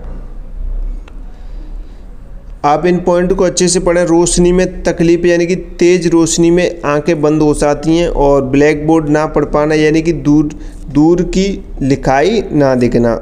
चलते समय ठोकर खाने, रास्ते में आई वस्तुएं ना देख पाना। उदाहरण देखें बच्चा किताब को आंखों के बिल्कुल पास जाकर पढ़ता है, यह दृष्टिबाधित का लक्षण है, ठीक है। आप इन पॉइंट को अच्छे से पढ़ें, समझें। आपको ऐसे ही अपने पेपर में लिखने हैं एग्जाम कॉपी में, ठीक है। पूरा पेपर यहीं से बनेगा, नो टेंशन रहिएगा। जितनी भी क्लासेस हम करा रहे हैं 903 पेपर की, वो सभी देख लेना और नोट्स पढ़ लेना। देखो लॉन्ग क्वेश्चन रहते हैं वो हम नोट्स में करा देते हैं, नोट्स में दे देते हैं बच्चों को, ठीक है। जो शॉर्ट क्वेश्चन रहते हैं वो हम यूट्यूब पे करा देते हैं। तो आप नोट्स परचेस भी कर लें, ज़्यादा बेटर रहेगा। तो श्रवणबाधित बच्चों के प्रमुख 3 कारण बताइए। जो श्रवणबाधित बच्चे रहते हैं उनके आपको प्रमुख 3 कारण बताने, क्यों रहते हैं वो। तो जन्म से पहले के कारण आप देख सकते हैं, गर्भावस्था में माँ को रूबेला वायरस का संक्रमण होना यानी माँ द्वारा हानिकारक दवाइयों का सेवन करना, आनुवांशिक या जेनेटिक्स कारण भी हो सकते हैं, ठीक है। जन्म से पहले के कारण है ये। उसके बाद जन्म के बाद के कारण भी आप देख सकते हैं, यानी कि प्रसव के दौरान ऑक्सीजन की कमी, समय से पहले जन्म या जन्म के समय चोट लगना, ये भी कारण हो सकते हैं। ये जन्म के समय के कारण है।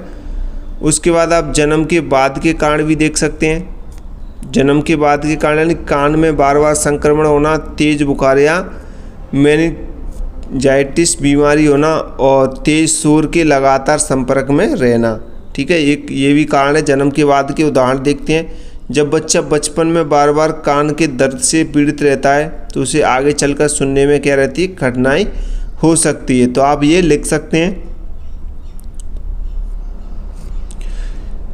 नेक्स्ट क्वेश्चन देखते हैं। पितृसत्ता के आदर्श स्वरूप की 3 विशेषता लिखिए। आदर्श स्वरूप की आपको 3 विशेषता लिखनी है किसके? पितृसत्ता के। ठीक है, पितृसत्ता के 3 विशेषता यहाँ पे देखेंगे। पुरुष का सर्वोच्च अधिकार, यानी कि परिवार और समाज में पुरुष को सर्वोच्च माना जाता है। घर के सभी निर्णय पुरुष लेता है। ठीक है, महिलाओं पर नियंत्रण, यानी कि पितृसत्ता में महिलाओं की स्वतंत्रता सीमित होती है। उनकी शिक्षा, विवाह और जीवन के फैसले पुरुष ही लेता है कि इन्हें कितना पढ़ना है, कितना किससे विवाह करना है, कैसा क्या जीवन जीना है। ठीक है, कौन करता है? पुरुष ही करता है सारे निर्णय। तीसरा देखा, संपत्ति और विरासत पर पुरुष का हक रहता है, यानी कि पितृसत्ता व्यवस्था में पुत्र को संपत्ति का उत्तराधिकारी माना जाता है। पुत्री को संपत्ति में कम हिस्सा मिलता है। उदाहरण देखें, यानी पिता का नाम बच्चे की पहचान होगा और बेटे को जमीन देना और बेटी को नहीं देना। ठीक है, यह पितृसत्ता के उदाहरण हैं। क्लियर? नेक्स्ट क्वेश्चन देखते हैं। नेक्स्ट क्वेश्चन क्या कह रहा है?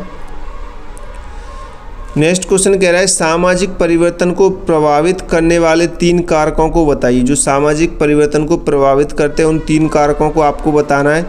तो सबसे पहला तो कारक शिक्षा, यानी कि एजुकेशन हो जाएगा। शिक्षा समाज में जागरूकता लाती है। शिक्षित समाज पुरानी रूढ़िवादी सोच को छोड़कर नई सोच अपनाता है। ठीक है, उदाहरण देकर शिक्षा के कारण बाल विवाह और दहेज प्रथा कम हुई हैं। अब तक जो भी हुआ है वो शिक्षा के कारण ही हुआ है। और दूसरा आप यहाँ पे देख सकते हैं, टेक्नोलॉजी, यानी कि तकनीकी विकास यानी नई तकनीक समाज की जीवन शैली बदल देती हैं। जैसे इंटरनेट और मोबाइल ने समाज को पूरी तरह से क्या कर दिया है? बदल दिया है। उदाहरण देकर सोशल मीडिया से महिला अधिकारों के लिए आंदोलन तेज हुए हैं। ठीक है, सोशल मीडिया से महिलाओं के अधिकारों के लिए क्या हुए? आंदोलन कैसे हुए हैं? तेज हुए हैं। तीसरा आप देख सकते हैं, सरकारी नीतियां और कानून, यानी कि सरकार के नए कानून और योजनाएं समाज को बदलती हैं। जैसे दहेज विरोध कानून, बेटी बचाओ अभियान और RTI एक्ट आदि ने सामाजिक परिवर्तन लाया है। ठीक है, इन सबों ने क्या लाया है? समाज में परिवर्तन लाया है। नेक्स्ट क्वेश्चन देखते हैं। नेक्स्ट क्वेश्चन कह रहा है कि विशिष्ट बालकों की कोई एक परिभाषा लिखिए। आपको विशिष्ट बालकों की परिभाषा लिखनी है, तो विशिष्ट बालक के बारे में यहाँ पे लिखेंगे। एक परिभाषा के बारे में पूछा है, तो विशिष्ट बालक वह बालक है जो शारीरिक, मानसिक, भावनात्मक या सामाजिक दृष्टि से सामान्य बालकों से इतना अलग होता है कि उसे विशेष शैक्षिक सेवाओं की आवश्यकता होती है, तो वो विशिष्ट बालक होते हैं। ठीक है, उन्हें पढ़ाने के लिए विशेष शैक्षिक सेवाओं की आवश्यकता पड़ती है, तो वो विशिष्ट बालक होते हैं। ठीक है, यहाँ पे किरक के अनुसार जो 1972 में बताया गया है, थोड़ा सरल शब्दों में और समझेंगे सरल भाषा में। जो बच्चा सामान्य तरीके से नहीं सीख पाता है और जिसे अलग से विशेष ध्यान और शिक्षा की ज़रूरत होती है, वह विशिष्ट बालक होते हैं। उदाहरण देखेंगे यहाँ पे, अंधा बच्चा, बहरा बच्चा, अति प्रतिभाशाली बच्चा सभी विशिष्ट बालक होते हैं। क्लियर? नेक्स्ट क्वेश्चन देखते हैं। नेक्स्ट क्वेश्चन कह रहा है, मनोसामाजिक रूप से भिन्न बालकों के प्रकार लिखिए। जो मनोसामाजिक रूप से भिन्न बालक रहते हैं उनके आपको क्या लिखने हैं? प्रकार लिखने हैं। तो मनोसामाजिक रूप से भिन्न बालक वे होते हैं जो मानसिक और सामाजिक व्यवहार में सामान्य से अलग होते हैं। ठीक है, कैसे रहते हैं? सामान्य से जो सामाजिक व्यवहार रहता है अलग होता है। तो इसके प्रकार देखेंगे। पहला है भावनात्मक रूप से अस्थिर बालक है, यानी कि जो बच्चे बहुत जल्दी क्रोधित हो जाते हैं, वो रोते या डरते हैं। ठीक है, जो बच्चे बहुत जल्दी क्रोधित हो जाते हैं, रोते हैं या डरते हैं। ठीक है, दूसरा देखें आप, समाज विरोधी व्यवहार वाले बालक। समाज विरोधी व्यवहार वाले बालक यानी कि जो बच्चे चोरी करना, झूठ बोलना, मारपीट करना जैसे व्यवहार करते हैं। ठीक है,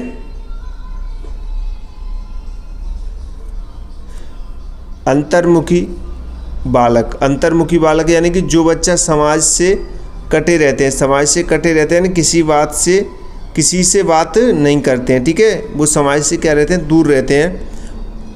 ऑटिज्म से पीड़ित यानी कि जो बच्चे दूसरों से संपर्क नहीं बना पाते हैं और अपनी ही दुनिया में रहते हैं। ठीक है,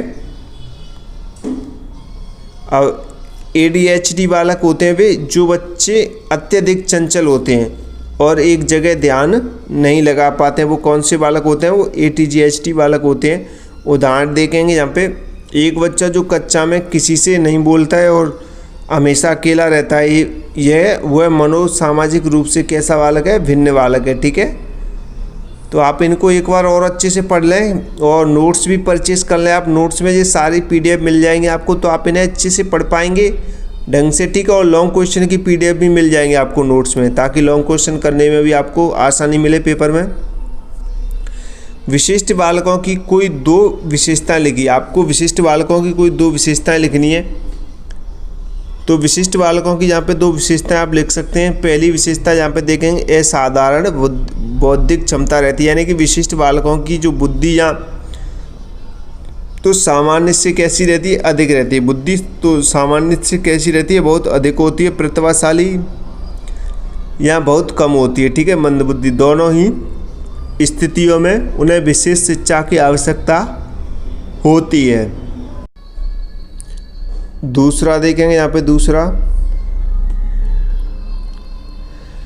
विशेष शैक्षिक आवश्यकता, यानी कि सामान्य शिक्षण विधियाँ इन बच्चों के लिए पर्याप्त नहीं होती हैं। इन्हें अलग तरीके से, अलग सामग्री और विशेष शिक्षक द्वारा पढ़ाने की ज़रूरत होती है। जैसे उदाहरण देखेंगे कि बहरे बच्चे को सांकेतिक भाषा यानी कि साइन लैंग्वेज से पढ़ाना पड़ता है। ठीक है, नेक्स्ट क्वेश्चन की तरफ बढ़ते हैं। लेखन अयोग्यता। लेखन अयोग्यता डिस्ग्राफिया क्या है? तो डिस्ग्राफिया के बारे में आपको यहाँ पे समझना है, पढ़ना है कि डिस्ग्राफिया होती क्या है। ठीक है, डिस्ग्राफिया कई बार क्वेश्चन पूछे गए हैं, हर एक पेपर में ज़्यादातर रिलेटेड होती है, तो हर किसी में भी पूछ सकता है आपको डिस्ग्राफिया के बारे में। तो डिस्ग्राफिया एक विशेष अधिगम विकार है जिसमें बच्चे को लिखने में क्या रहती है? गंभीर कठिनाई होती है, जबकि उसकी बुद्धि सामान्य होती है। ठीक है, डिस्ग्राफिया क्या है? लिखने से संबंधित होता है। लिखने से जिस बच्चों को कठिनाई होती है, वो ढंग से लिख नहीं पाते हैं, उसे डिस्ग्राफिया कहते हैं। लेकिन उनकी जो बुद्धि होती है वो तो सामान्य रहती है, लेकिन लिखने में जो विकार होता है, कठिनाई होती है, उसे क्या बोलते हैं? डिस्ग्राफिया बोलते हैं। इसके जो मुख्य लक्षण हैं यहाँ पे देखेंगे। मुख्य लक्षण कैसे? यानी कि अक्षर टेढ़े मेढ़े और अस्पष्ट लिखना होता है, शब्दों के बीच सही दूरी नहीं रख पाना, लिखते समय हाथ में दर्द होना, बहुत धीरे लिखना, वर्तन यानी स्पेलिंग की गलतियां बार बार करना, सोचना और लिखना एक साथ ना कर पाना। ठीक है, तो ये क्या हो जाएगा? डिस्ग्राफिया के लक्षण हो जाएंगे ये। कारण की बात करें यहाँ पे, डिस्ग्राफिया एक कारण भी आप लिख सकते हैं। मस्तिष्क के उस भाग में समस्या जो हाथ की गति और भाषा को नियंत्रित करता है। उदाहरण देखें, एक बच्चा मौखिक रूप से सही उत्तर देता है, लेकिन लिखने पर अक्षर बिल्कुल गलत और अपठनीय होते हैं उसके। ठीक है, पढ़ नहीं सकते हैं, ऐसे अक्षर लिखता है बच्चा। नेक्स्ट क्वेश्चन देखते हैं। नेक्स्ट क्वेश्चन क्या कह रहा है कि स्त्री प्रधान समाज। स्त्री प्रधान समाज का क्या अर्थ है? ठीक है, स्त्री प्रधान समाज का क्या अर्थ है, यहाँ पे आप देखेंगे इसका उत्तर। स्त्री प्रधान समाज, तो स्त्री प्रधान समाज का अर्थ जानेंगे सबसे पहले। स्त्री प्रधान समाज यानी कि वह समाज जिसमें महिलाओं को पुरुष से अधिक शक्ति, अधिकार और सम्मान प्राप्त होता है। ठीक है, उसे क्या कहते हैं? स्त्री प्रधान समाज कहते हैं। और पुरुष प्रधान समाज जिसमें पुरुष को ज़्यादा सम्मान मिलता है महिलाओं के अपेक्षा। ठीक है, और स्त्री प्रधान में वह समाज जिसमें महिलाओं को पुरुषों से क्या मिलता है? अधिक शक्ति, अधिकार और सम्मान मिलता है। ठीक है, और यहाँ पे मुख्य विशेषताएं देखेंगे।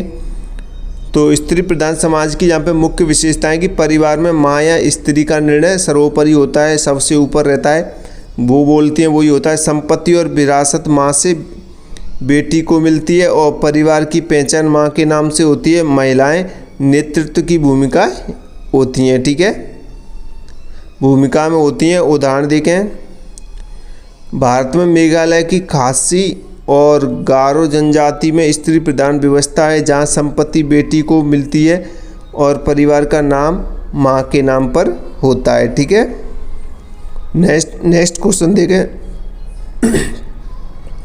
नेक्स्ट क्वेश्चन कह रहा है कि समावेशी विद्यालय में आकलन के कोई 3 सिद्धांतों का वर्णन कीजिए। समावेशी विद्यालय में आकलन के 3 सिद्धांतों का आपको वर्णन करना है। तो पहला यहाँ पे देखेंगे व्यक्तिगत आकलन का सिद्धांत।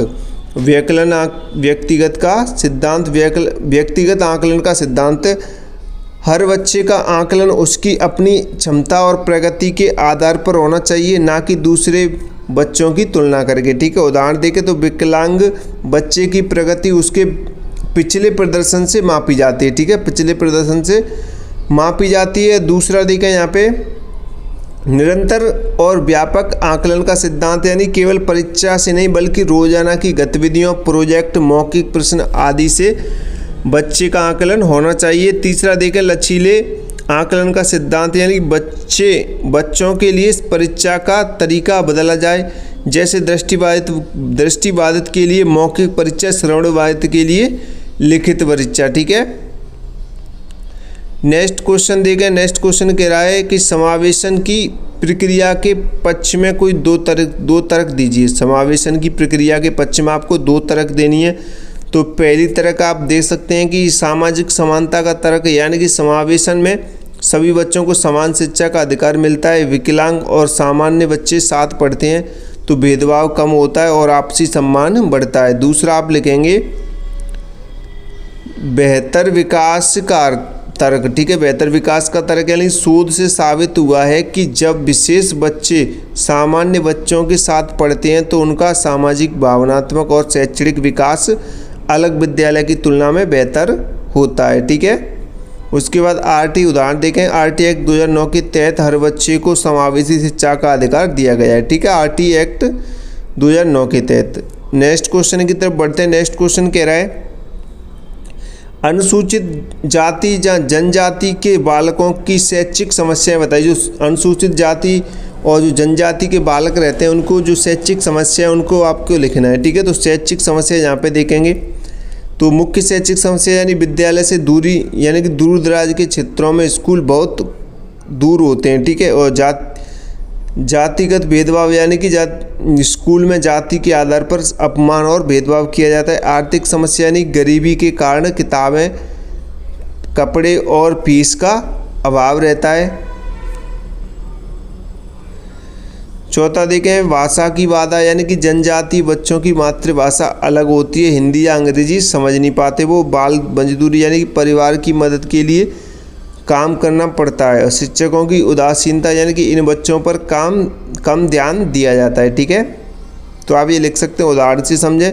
आदिवासी क्षेत्रों के बच्चे हिंदी माध्यम से पढ़ाई ना समझ पाने के कारण स्कूल छोड़ देते हैं। ठीक है, और नोट्स आप यहाँ से नंबर परचेस कर सकते हैं। आपको नंबर दिखाई दे रहा है, नोट्स ले लोगे तो ज़्यादा फ़ायदा रहेगा आपके लिए। आप अच्छे से उन्हें पढ़ सकते हैं अपने पास रख के। ठीक है, नेक्स्ट क्वेश्चन देखते हैं। नेक्स्ट क्वेश्चन कह रहा है कि संप्रेषण संबंधी अधिगम कठिनाई को समझाइए। जो संप्रेषण संबंधी अधिगम कठिनाइयाँ होती हैं वो आपको समझानी। तो संप्रेषण संबंधी अधिगम कठिनाई वह समस्या है जिसमें बच्चे को भाषा समझने और बोलने में क्या होती है, कठिनाई होती है, जिसके कारण वह ठीक से सीख नहीं पाता है। ठीक है, अब इसके मुख्य कारण यहाँ पे देखेंगे तो मुख्य कारण देखेंगे कि भाषा समझने की कठिनाई रहती है, यानी कि बोले गए शब्दों का अर्थ नहीं समझ पाना। बोलने की कठिनाई, यानी कि विचारों को शब्दों में व्यक्त ना कर पाना। और तीसरा आपका पढ़ने की कठिनाइयाँ, डिसलेक्सिया, यानी कि अक्षर और शब्द उल्टे दिखना। ठीक है, डिसलेक्सिया में क्या होता है, अक्षर और शब्द उल्टे दिखते हैं। डिसलेक्सिया पढ़ने से संबंधित होता है, यानी पढ़ने की कठिनाई होती है। और लिखने की कठिनाई डिस्ग्राफिया होती है, यानी विचार लिखने में असमर्थ होता है। ठीक है, असमर्थता आती है। कारण आप यहाँ पे देख सकते हैं। कारण यानी कि मस्तिष्क के भाषा केंद्र में समस्या और श्रवणबाधिता और तंत्र की कमजोरी। उदाहरण देखें, एक बच्चा जो मौखिक प्रश्न का उत्तर नहीं दे पाता है लेकिन इशारों से समझाने की कोशिश करता है। ठीक है, आप ये लिख सकते हैं। नेक्स्ट क्वेश्चन देखते हैं। नेक्स्ट क्वेश्चन क्या कह रहा है, तो नेक्स्ट क्वेश्चन कह रहा है कि अधिगम कठिनाइयों के उपचारात्मक उपाय बताइए। अधिगम कठिनाइयों के आपको उपचारात्मक उपाय बताने तो व्यक्तिगत ध्यान और विशेष लक्षण रहते हैं, शिक्षण। ठीक है, व्यक्तिगत ध्यान और विशेष शिक्षण यहाँ पे देखेंगे तो अधिगम कठिनाई वाले बच्चों को अलग से अतिरिक्त समय और ध्यान दिया जाए, उनकी कमजोरियाँ पहचान कर उसी के अनुसार पढ़ाया जाए। उदाहरण देखें, डिसलेक्सिया वाले बच्चों को फोनिक्स विधि से पढ़ाना होता है। ठीक है, दूसरा यहाँ पे देखेंगे बहुसंवेदी शिक्षण विधि। बहुसंवेदी शिक्षण विधि यानी कि बच्चे को देखकर, सुनकर, छूकर तीनों तरीकों से सिखाने का मौका दिया जाए। और उदाहरण देकर रेत पर अक्षर लिखवाना, चित्र दिखाना, आवाज़ सुनाना। ठीक है, ये आप उदाहरण लिख सकते हैं। तीसरा तकनीकी की सहायता यानी कंप्यूटर, ऑडियो विजुअल उपकरण, स्पीच थेरेपी आदि का उपयोग किया जा सकता है। ठीक है, किया जाए। उदाहरण देकर वाक बाधित बच्चों को स्पीच थेरेपी दिलाना। ठीक है, नेक्स्ट क्वेश्चन देखते हैं। नेक्स्ट क्वेश्चन देख रहे हैं। नेक्स्ट क्वेश्चन कह रहा है कि पुरुषत्व के कोई 3 सकारात्मक पक्षों का वर्णन कीजिए। जो पुरुषत्व होता है उसके कोई 3 सकारात्मक पक्ष लिखने हैं, आप उनका वर्णन करना है। ठीक है, तो यहाँ पे क्वेश्चन को ध्यान से पढ़ते हुए यहाँ पे इसका आंसर देखेंगे। तो सबसे पहला यहाँ पे देखेंगे कि जिम्मेदारी और नेतृत्व, यानी कि पुरुष जो पुरुषत्व में परिवार और समाज की जिम्मेदारी उठाने की भावना होती है। अच्छा नेतृत्व करना और दूसरों का मार्गदर्शन करना सकारात्मक गुण है। पुरुषत्व का ये सकारात्मक गुण है, जिम्मेदारी और नेतृत्व। दूसरा आप यहाँ पे देख सकते हैं साहस और दृढ़ता। साहस और दृढ़ता यानी कि कठिन परिस्थितियों में हिम्मत ना हारना और डटे रहना। ठीक है, कठिन परिस्थितियों में हिम्मत ना हारना और डटे रहना, यह पुरुषत्व का सकारात्मक एक पहलू है। उदाहरण देखें, आपदा के समय बचाव कार्य में आगे आना। ठीक है, कोई भी समस्या हो तो सबसे पहले आगे आना और डटे रहना, जो समस्या रहती है उसका डटकर सामना करना। तीसरा आप देख सकते हैं परिवार का पालन पोषण, यानी कि परिवार की आर्थिक और सामाजिक सुरक्षा करना। बच्चों को अच्छी जीवन देने की कोशिश करना, यह एक सकारात्मक भूमिका है। ठीक है, नेक्स्ट देखते हैं। नेक्स्ट क्वेश्चन देखेंगे। नेक्स्ट क्वेश्चन कह रहा है कि पितृसत्ता के कोई 3 नकारात्मक पक्षों का वर्णन कीजिए। पितृसत्ता के आपको कोई 3 नकारात्मक पक्षों का वर्णन करना है। पितृसत्ता के कोई 3 नकारात्मक पक्षों का वर्णन करना है। ठीक है, 3 पक्षों का कैसे होने चाहिए, नकारात्मक पक्षों का आपको वर्णन करना है। तो सबसे पहले आप देखेंगे यहाँ पे महिलाओं पर अत्याचार, यानी कि पितृसत्तात्मक व्यवस्था में महिलाओं को कमज़ोर और दोयम दर्जे का माना जाता है। घरेलू हिंसा, दहेज प्रताड़ना जैसी समस्या इसी सोच से जन्म लेती हैं। ठीक है, जैसे बेटी पैदा होने पर दुख जताना, क्लियर, ये एक नकारात्मक प्रभाव रहेगा, नकारात्मक पक्ष रहेगा। और दूसरे यहाँ पे देखेंगे महिलाओं की शिक्षा और स्वतंत्रता पर रोक, यानी कि पितृसत्ता में लड़कियों को पढ़ाने और आगे बढ़ाने की बजाय जल्दी विवाह कर दिया जाता है। उनके सपनों और करियर को महत्व नहीं दिया जाता है। ठीक है, कि लड़की क्या बनना चाहती है उन्हें कोई मतलब नहीं है, उनसे घर के काम काज कराए जाते हैं, उनका विवाह जल्दी कर दिया जाता है, उनका करियर ख़त्म कर दिया जाता है लड़कियों का। ठीक है, तीसरा यहाँ पे लिंग आधारित भेदभाव, यानी कि बेटे को अधिक महत्व और बेटियों को कम महत्व दिया जाता है। यह सोच कन्या भ्रूण हत्या, दहेज प्रथा जैसी सामाजिक बुराइयों को क्या देती है, जन्म देती है। उदाहरण देखें, बेटे को अच्छा खाना और बेटी को बचा कुचा खाना दिया जाता है। यह पितृसत्ता का नकारात्मक रूप है। ठीक है, तो आप ये लिख सकते हैं पॉइंट। क्वेश्चन को अच्छे से समझते हुए आपको इन पॉइंट को अच्छे से याद करना है, इनसे रिलेटेड ही आपके पेपर में आएगा। ठीक है, तो आप इनको अच्छे से पढ़ें और ज़रूरत के हिसाब से आप नोट्स भी ले लें तो ज़्यादा बेटर रहेगा। नोट्स आप ले सकते हैं, आपको नंबर दिखाई दे रहा है स्क्रीन पर। ठीक है, तो आप नोट्स भी परचेस कर सकते हैं, ज़्यादा आपके लिए बेटर रहेगा। नेक्स्ट क्वेश्चन कह रहा है, नेक्स्ट क्वेश्चन देखें, गामक दिव्यांग बालक किसे कहते हैं। जो गामक दिव्यांग बालक होते हैं उन्हें वो किसे कहते हैं, वो आपको बताना है। ठीक है, तो यहाँ पे देखेंगे जो गामक दिव्यांग बालक रहते हैं वो वे बच्चे होते हैं जिनके हाथ पैर, रीढ़ की हड्डी या शरीर के किसी अंग में कमजोरी या विकार के कारण वे सामान्य रूप से चल फिर उठ बैठ या शारीरिक गतिविधियाँ नहीं कर पाते हैं। तो वे कैसे रहते हैं, गामक दिव्यांग बालक रहते हैं, जिनके कुछ मुख्य प्रकार आप यहाँ पे देखेंगे। तो पोलियो से पीड़ित बच्चे, सेरेब्रम पाल्सी वाले बच्चे, हाथ या पैर ना होने वाले बच्चे और रीढ़ की हड्डी में विकार वाले बच्चे। ठीक है, ये मुख्य प्रकार रहते हैं इनके। उदाहरण देकर, जो बच्चा बिना बैसाखी या व्हील चेयर के चल नहीं सकता है वह गामक दिव्यांग बालक होता है। ठीक है, क्लियर। चलिए नेक्स्ट क्वेश्चन देखते हैं। 41वां क्वेश्चन कह रहा है कि विशेष आवश्यकता वाले बालकों की परिभाषा लिखिए। जो विशेष आवश्यकता वाले बालक होते हैं उनकी आपको क्या लिखनी है, परिभाषा लिखनी है। तो यहाँ पे देखेंगे विशेष आवश्यकता वाले बच्चों की परिभाषा, यानी विशेष आवश्यकता वाले बालक वे बालक हैं जिन्हें शारीरिक, मानसिक, भावनात्मक या सामाजिक कारणों से सामान्य शिक्षा के अतिरिक्त विशेष सेवाएं, सुविधाएं और सहायता की आवश्यकता होती है। वे कैसे बालक रहते हैं, विशेष आवश्यकता वाले बालक होते हैं। इसमें जो शामिल चीज़ें कौन कौन सी चीज़ें शामिल रहती हैं इसमें आप देखेंगे। एक तो इसमें दृष्टिबाधित, श्रवण बाधित और वाक बाधित बच्चे रहते हैं, ठीक है। उसके बाद मंद बुद्धि और प्रतिभाशाली बच्चे, अधिगम कठिनाई वाले बच्चे और भावनात्मक और व्यवहार संबंधी विकार वाले बच्चे, ठीक है। ये चीज़ें, ये बच्चे इसमें शामिल रहते हैं। उदाहरण देखें, यानी ऑटिज्म से पीड़ित बच्चे को विशेष थेरेपी और शिक्षण की ज़रूरत होती है, ठीक है।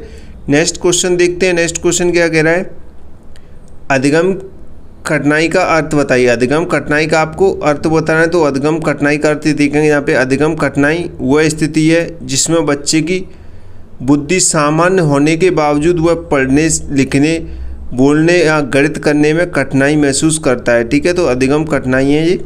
तो आप लिख सकते हैं ऐसे अपने शब्दों में भी थोड़ा और बनाकर, कुछ शब्द जोड़कर भी आप इसे लिख सकते हैं, ठीक है। इसके जो मुख्य प्रकार रहते हैं पढ़ने से संबंधित आप देख सकते हैं यहाँ पे। तो प्रकार भी और समस्या भी, ठीक है।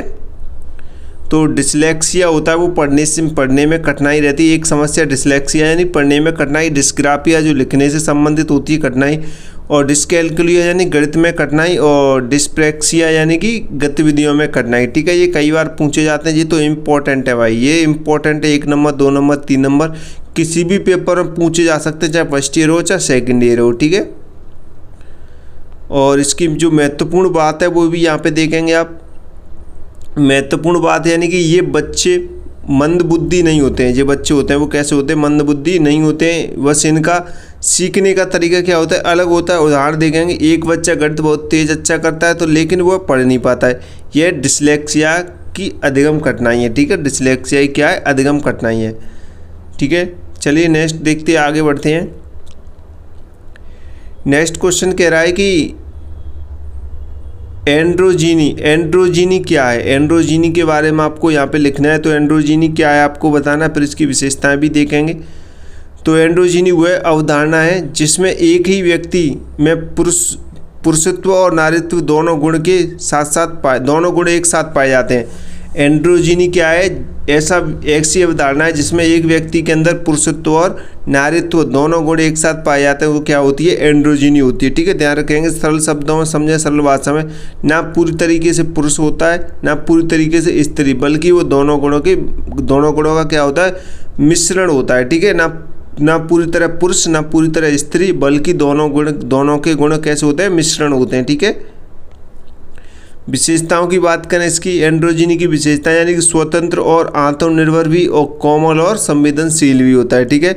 ना केवल मर्दाना गुण ना केवल स्त्रीण गुण होते हैं, ठीक है। लिंग आधारित सीमाओं से भी परे व्यक्तित्व, ठीक है। उदाहरण देंगे यहाँ पे, उदाहरण एंड्रोजीनी का उदाहरण, एक पुरुष जो बच्चों को देखभाल करता है और रोता भी है। एक पुरुष जो बच्चों की देखभाल भी करता है और रोता भी है, और एक महिला जो व्यायाम चलाती है, व्यवसाय चलाती है और निर्णय लेती है।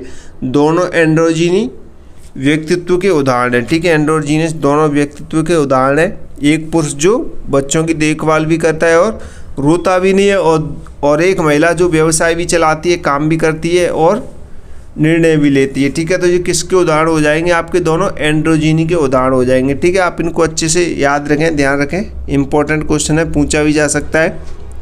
नेक्स्ट क्वेश्चन कह रहा है कि अपवर्जन किसे कहते हैं। अपवर्जन के बारे में आपको लिखना है कि अपवर्जन किसे कहते हैं। तो अपवर्जन के बारे में आपको लिखना है, ठीक है। तो यहाँ पे देखेंगे कि अपवर्जन वह प्रक्रिया है जिसमें किसी बच्चे या व्यक्ति को उसकी जाति, धर्म, लिंग, विकलांगता या गरीबी के कारण शिक्षा, समाज या अवसरों से बाहर रखा जाता है। वो क्या कहलाता है, अपवर्जन कहलाता है। शिक्षा में अपवर्जन के उदाहरण यहाँ पे देखेंगे, शिक्षा में, ठीक है। तो शिक्षा में अपवर्जन के उदाहरण है विकलांग बच्चे को स्कूल में प्रवेश ना देना, दलित बच्चों को कक्षा में अलग बैठाना, लड़कियों को स्कूल ना भेजना, ठीक है। तो शिक्षा में किसके कारण है, अपवर्जन के कारण है। उदाहरण देखें, एक बच्चे को केवल इसलिए स्कूल में दाखिला ना देना क्योंकि वह व्हील चेयर पर है, यह अपवर्जन का उदाहरण है। ठीक है, यानी कि एक बच्चा ऐसा है जो व्हील चेयर पर आता है स्कूल, तो उसे स्कूल में एडमिशन नहीं दिया जा रहा है, तो ये अपवर्जन का उदाहरण है। आप इसे अच्छे से समझें अपवर्जन होता क्या है। ठीक है, नेक्स्ट क्वेश्चन कह रहा है, नेक्स्ट क्वेश्चन देखते हैं, लैंगिक भेदभाव क्या है। लैंगिक भेदभाव क्या है? लैंगिक भेदभाव वह स्थिति है जिसमें किसी व्यक्ति के साथ उसके लिंग, पुरुष या स्त्री के आधार पर असमान व्यवहार किया जाता है। लिंग के आधार पर यहाँ पे भेदभाव होता है, उसे लैंगिक भेदभाव कहते हैं, चाहे पुरुष हो चाहे स्त्री हो। ठीक है, तो ये भेदभाव वैसे तो नहीं करना चाहिए, फिर आप इसे समझें, क्वेश्चन इंपॉर्टेंट है। और ये सारे क्वेश्चन अपने समाज से, जेंडर से जुड़े हुए हैं। शिक्षा में समावेशी एवं जेंडर मुद्दे सब्जेक्ट का नाम है, तो उसी अकॉर्डिंग पूछे गए हैं, तो आप उसी हिसाब से पढ़ें इनको अच्छे से। ठीक है, तो मुख्य क्षेत्र जहाँ भेदभाव होता है शिक्षा में होता है, यह लड़कियों को कम पढ़ाना। ठीक है, शिक्षा में होता है कि लड़कियों को कम पढ़ाना। रोजगार में यानी कि समान काम के लिए महिलाओं को कम वेतन देना। ठीक है, महिलाओं से काम उतना ही होता है, पुरुष करवाते हैं पुरुषों की तरह, लेकिन उन्हें वेतन कम मिलता है। दूसरा, परिवार में देखें तो बेटे को अधिक सुविधा देना होता है और महिलाओं को कम सुविधा मिलती है। राजनीति में यानी महिलाओं को नेतृत्व से दूर रखना। उदाहरण देखें, एक कंपनी में महिला और पुरुष एक ही काम करते हैं, लेकिन पुरुष को अधिक वेतन मिलता है और महिलाओं को कम मिलता है, यह लैंगिक भेदभाव है। ठीक है, नेक्स्ट क्वेश्चन देखते हैं। नेक्स्ट क्वेश्चन कह रहा है कि लिंग एवं सेक्स में अंतर बताइए। लिंग एवं सेक्स में आपको अंतर बताना है, तो अर्थ के आधार पर जानेंगे। सबसे पहले अर्थ के आधार पर आप यहाँ पे देखेंगे, सेक्स एक जैविक अवधारणा है जो शरीर की बनावट पर आधारित है, जबकि लिंग एक सामाजिक अवधारणा है जो समाज द्वारा बनाई जाती है। ठीक है, दूसरा, निर्धारण के आधार पर देखेंगे, सेक्स जन्म से प्रकृति द्वारा निर्धारित होता है, जबकि लिंग समाज, परिवार और सांस्कृतिक द्वारा निर्धारित होता है। ठीक है, निर्धारित किया जाता है। स्थायित्व के आधार पर आप देख सकते हैं, सेक्स स्थायी होता है और बदला नहीं जा सकता है, जबकि लिंग की भूमिकाएं समाज और समय के अनुसार बदलती है। यहाँ पे सेक्स का मतलब है कि यानी कि आप लड़का हैं या लड़की हैं। ठीक है, वो जन्म से ही होते हैं, आप बदले नहीं जा सकते। आप लड़की हैं तो लड़की ही रहेंगे, आप लड़का हैं तो लड़के ही रहेंगे। ठीक है, मेल या फीमेल। ठीक है, चौथा, आप देख सकते हैं सार्वभौमिकता के आधार पर यानी सेक्स पूरी दुनिया में एक समान होता है, जबकि लिंग की अवधारणा अलग अलग समाज और संस्कृतियों में अलग अलग होती है। ठीक है, पांचवा, उदाहरण के आधार पर देखें, लड़की का जन्म लेना सेक्स है और लेकिन उस घर का काम सिखाना और लड़के को बाहर का काम सिखाना लिंग आधारित भूमिका है। ठीक है, शरीर और व्यवहार के आधार पर यानी सेक्स शरीर की शारीरिक विशेषताओं से जुड़ा है, जैसे हार्मोन, प्रजनन अंग, जबकि लिंग व्यवहार, वेशभूषा और सामाजिक भूमिका से जुड़ा हुआ है। तो आप इन पॉइंट को अच्छे से पढ़ें, दोनों में अंतर आप देख सकते हैं, समझ सकते हैं। ठीक है, लिंग एवं सेक्स में अंतर बताइए, तो आप इन्हें अच्छे से पढ़ें और अच्छे से समझें इस क्वेश्चन को। ठीक है, इंपॉर्टेंट है ये सारे क्वेश्चन, अच्छे से समझते हुए आपको आगे बढ़ना है। और नोट्स PDF आप ले लें तो आप इसे अच्छे से आराम से पढ़ भी सकते हैं।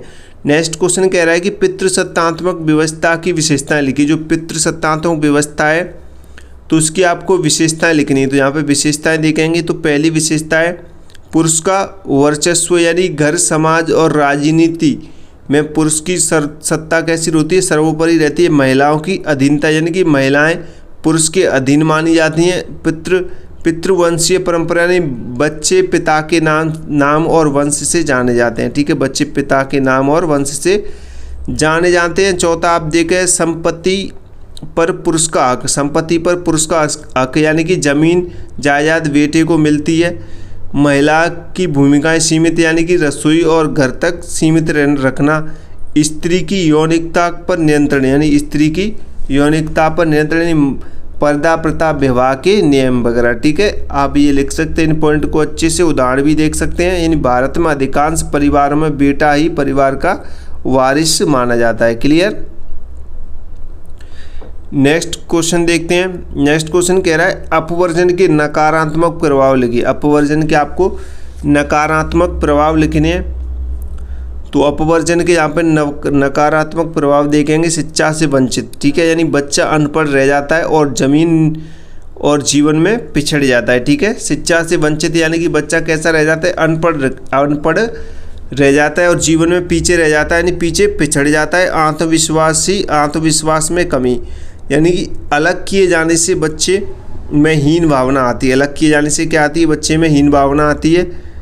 तीसरा देखें, सामाजिक विकास रुकना, यानी कि दूसरे बच्चों से मेल जोल ना होने से सामाजिक कौशल नहीं बनते हैं। मानसिक तनाव, यानी कि बार बार अस्वीकृत से बच्चा अवसाद में जा सकता है, ठीक है, अवसाद में जा सकता है।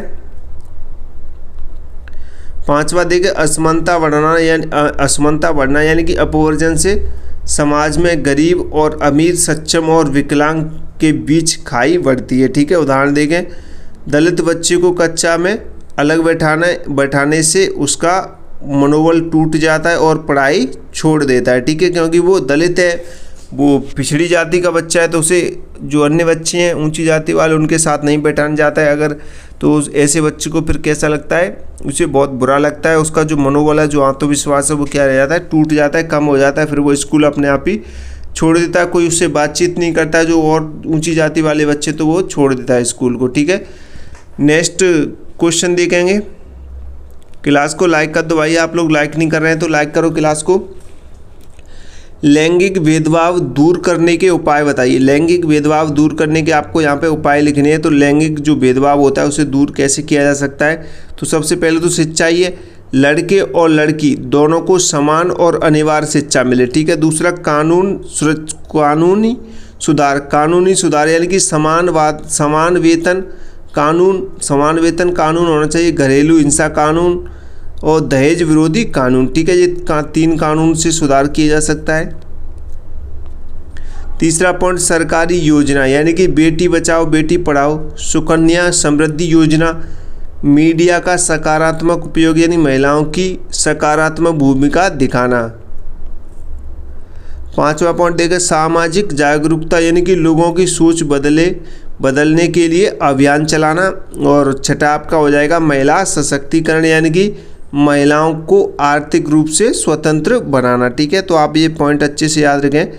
नेक्स्ट क्वेश्चन देखें। नेक्स्ट क्वेश्चन कह रहा है कि मानसिक मंद बालकों की विशेषता बताइए। जो मानसिक मंद बालक हैं उनकी विशेषताएं आपको यहाँ पे बतानी है। तो देखेंगे मानसिक मंद बालकों की विशेषताएं, तो कम IQ लेवल, यानी बुद्धि लब्धि 70 से कम होती है। जो कम IQ वाले बच्चे होते हैं उनकी बुद्धि लब्धि कैसी रहती है, 70 से कम होती है। धीमी गति से सीखना, यानी कि सामान्य बच्चों की तुलना में बहुत धीरे सीखते हैं। ध्यान की कमी, यानी किसी एक काम पर लंबे समय तक ध्यान नहीं लगा पाते हैं। भाषा विकास में देरी, यानी कि बोलना और समझना देर से सीखते हैं। स्मृति कमजोर, यानी सीखी हुई बात को जल्दी भूल जाते हैं। सामाजिक अनुकूलन में कठिनाई, यानी कि दूसरों के साथ घुलने मिलने में परेशानी रहती है। उसके बाद आत्मनिर्भरता कम, यानी कि रोज़मर्रा के कामों में भी सहायता की ज़रूरत है, ठीक है। रोज़मर्रा के कामों में सहायता की ज़रूरत है। उदाहरण देखें, एक बच्चा 8 साल का है लेकिन 5 साल के बच्चे जितनी भाषा और समझ रखता है, ठीक है। नेक्स्ट क्वेश्चन देखते हैं। डिसलेक्सिया के लक्षण आपको लिखने हैं। डिसलेक्सिया जो एक पठन संबंधी अधिगम होता है, ठीक है। पढ़ने में जो विकार कठिनाई आती है वो डिसलेक्सिया होता है। और डिस्ग्राफिया लिखने में कठिनाई, डिस्कैलकुलिया गणित से संबंधित कठिनाई। तो पढ़ने में कठिनाई, यानी कि अक्षर उल्टे पढ़ना, यानी बी को डी और पी को क्यू पढ़ना। शब्द उल्टे से लिखना, यानी कि वाज को सौ लिखना, ठीक है, 100 लिखना।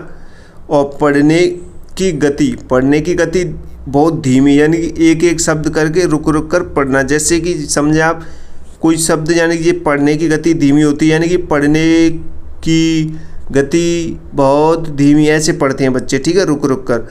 चौथा पॉइंट देखिए, समझ में ना आना, यानी कि पढ़ लेते हैं लेकिन मतलब नहीं समझ पाते हैं कि ये क्वेश्चन क्या कह रहा है, आंसर क्या है। उसके बाद 5वां पॉइंट, यानी वर्तनी की बार गलतियाँ, यानी कि स्पेलिंग हमेशा गलत लिखना, ठीक है। शब्दों का क्रम बदल जाना, यानी कि वाक्यों में शब्द इधर उधर हो जाते हैं। याददाश्त कमजोर यानी कि पढ़ा हुआ जल्दी भूल जाना। उदाहरण देखें तो एक बच्चा जो बोलने में होशियार हो लेकिन पढ़ने में मम्मी में पढ़ता है। ठीक है, नेक्स्ट क्वेश्चन देखें। नेक्स्ट क्वेश्चन कह रहा है कि गणितीय अक्षमता के कारण लिखिए, यानी कि डिस्कैलकुलिया के आपको कारण लिखने हैं। ठीक है, तो डिस्कैलकुलिया समझें। डिस्कैलकुलिया वह स्थिति है जिसमें बच्चे को गणित समझने में और करने में क्या रहती है, गंभीर कठिनाइयाँ होती हैं। ठीक है, उसे क्या कहते हैं, डिस्कैलकुलिया कहते हैं। इसके जो मुख्य कारण आप यहाँ पे देखेंगे, मस्तिष्क संबंधी कारण, यानी कि मस्तिष्क के उस भाग में समस्या जो संख्याओं को और गणितीय तर्क को संसाधित करता है। और दूसरा आप आनुवांशिक कारण, यानी कि यदि माता पिता को भी गणित में कठिनाई थी तो वह बच्चे में भी हो सकती है। ठीक है, माता पिता को भी गणित समझ नहीं आता तो बच्चे भी ऐसा ही हो सकता है। तीसरा ध्यान विकार, यानी कि ADHD, यानी कि ध्यान न लगा पाने के कारण गणित के चरण याद नहीं रहते हैं। स्मृति कमजोरी, स्मृति की कमजोरी रहती है, यानी कि पढ़े सूत्र याद ना रहना। चिंता और भय, गणित का डर इतना अधिक हो जाता है कि बच्चा प्रयास ही छोड़ देता है। उदाहरण देकर एक बच्चा जो हिंदी और विज्ञान में अच्छे अंक लाता है लेकिन 2+2 भी नहीं जोड़ पाता है, ये डिस्कैलकुलिया है। ठीक है, डिस्कैलकुलिया में तो आपके जो 903 पेपर की जो क्लास थी वो यहीं पे हम समाप्त करते हैं। 903 पेपर की क्लास। ठीक है, ये इम्पोर्टेंट जो आपके जो अति लघुत्तरीय क्वेश्चन थे यहाँ पे हमने करा दिए पूरे प्रश्न पत्र को लेते हुए, तो ये आपके लघु उत्तर हो जाएंगे। ठीक है, लघुत्तरीय प्रश्न हो जाएंगे, अति लघुत्तरीय प्रश्न। ठीक है, अति भी यहीं से बन जाएंगे, लघुत्तरीय भी बन जाएंगे, यानी कि 1 नंबर 2 नंबर और 3 नंबर 4 नंबर तक क्वेश्चन आपके इसी क्लास से बन जाएंगे। ठीक है, इंपॉर्टेंट क्लास है जी। तो आप इस क्लास को लाइक कर दो, जितने बच्चे जिन्होंने लाइक नहीं किया है, और चैनल को सब्सक्राइब करें। ठीक है, और नोट्स आप परचेस कर लेंगे, ज़्यादा बेटर रहेगा। नंबर आपको दिखाई दे रहा है 72 40 28 72 81। इस नंबर पे व्हाट्सअप मैसेज करें और नोट्स परचेस कर लें। इंपॉर्टेंट क्वेश्चन आंसर है, अच्छे से पढ़ें। ये शॉर्ट क्वेश्चन आंसर कराएं आपको, लॉन्ग क्वेश्चन आंसर आपको नोट्स में मिलेंगे, तो आप नोट्स परचेस कर लें जल्दी से। ठीक है, अगले पेपर की यानी 903 पेपर की आपको तैयारी करनी है, बेहतर करनी है, तो आप नोट्स परचेस कर लो जल्दी से। ठीक है, जल्दी नोट्स परचेस कर लो, इंपॉर्टेंट क्वेश्चन आंसर। तो लाइक करें और चैनल को सब्सक्राइब करें। एक ही बच्चा बिना सब्सक्राइब करे नहीं रहेगा और लाइक करे भी नहीं रहेगा। कमेंट भी कर देना आप लोग। ठीक है, आपके पेपर कैसे जा रहे हैं, नोट से आपको कितना फ़ायदा मिल रहा है, आप ये कमेंट जरूर करेंगे। तो सभी को शेयर कर देना, अपने सेंटर पे भी बताते रहना कि ये हमारे जो चैनल है उससे पढ़े बच्चे। ठीक है, तो मिलते हैं अगली नई क्लास में। जय हिंद, जय भारत।